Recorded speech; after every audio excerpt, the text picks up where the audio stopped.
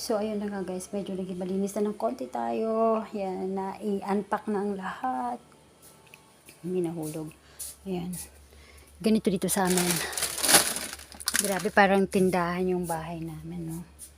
Grabe yung stock talaga. Akala mo tindahan siya, as in.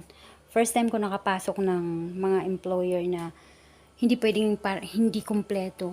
Ano pa lang to?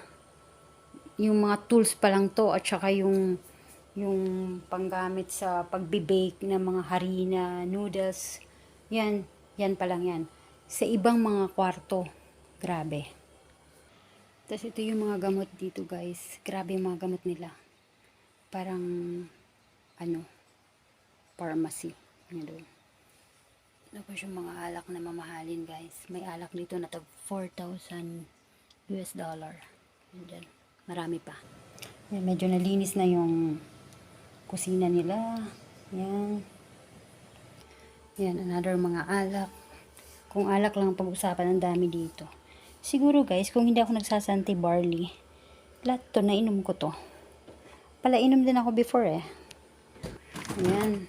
Nagkaroon na ng laman yung fridge namin. Yan. Halos na puno na siya. Yan.